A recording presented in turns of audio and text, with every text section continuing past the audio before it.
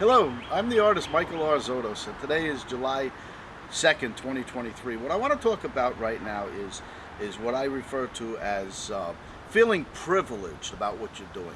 You know, I watch some of these things on the computer, and they're talking about, if you do something you like, you're never working a day in your life. Well, that's not really true. There's a lot of things, the tedious things that have to be done in anything, all right?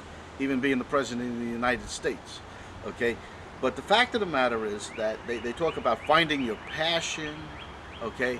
I personally was at the Learning Annex in New York City. It's in a place called the Javits Center. It's not a rolling thing all the time. It's kind of an event that happened a few times. And I saw Donald Trump speak twice.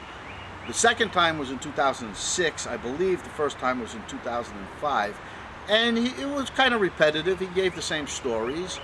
But it was very interesting. He talked about a guy named William Levitt who created the Levitt houses in Levittown. And there's a big Levittown in Nassau County, which is probably 30 or 40 miles from where I live here in Suffolk. And, a lot of people knew all about the Levitts and everything. Well, the fact of the matter is, he said in his talks, both of these talks were identical.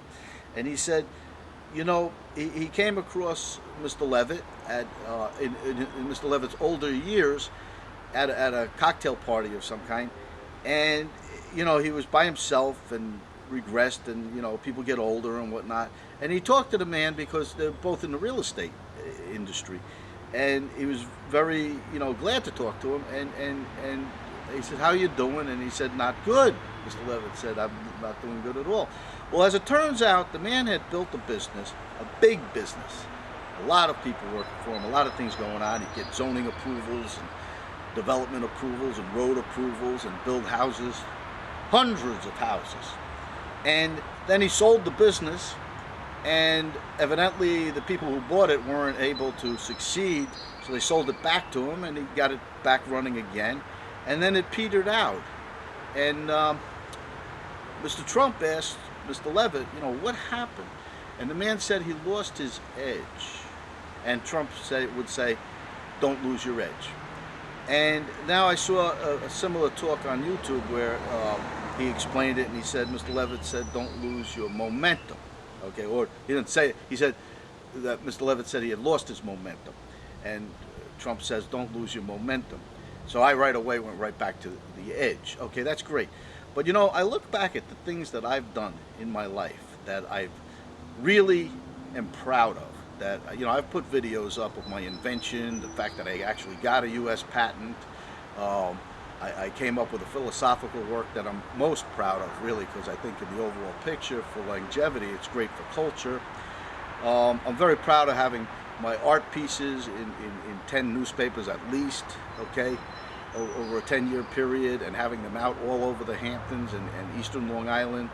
And when I look back at all of these things, and the case law on the law books, I made a video showing that, okay, each and every one of them, what was it?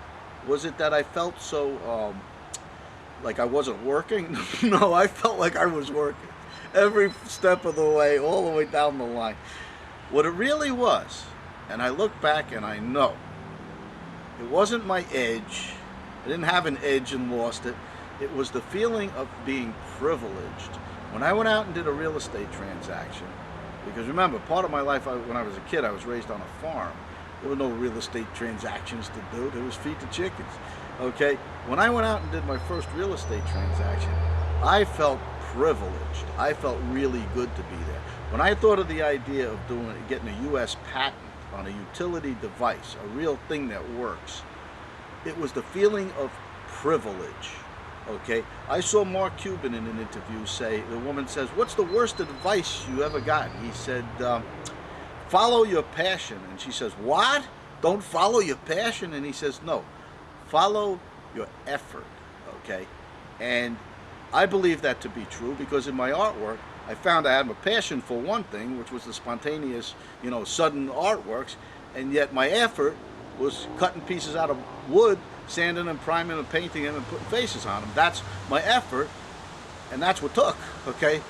Now, what I realize, it's got nothing really to do with finding your passion. doing something you enjoy, because too many other things pop into the situation.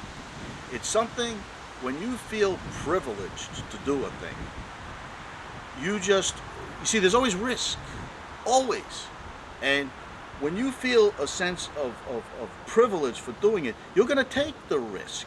Okay, when I put pieces of artwork, especially initially, put them out in front of somebody's business yard, knowing full well any bozo with a pickup truck can back in here and take them, and they did.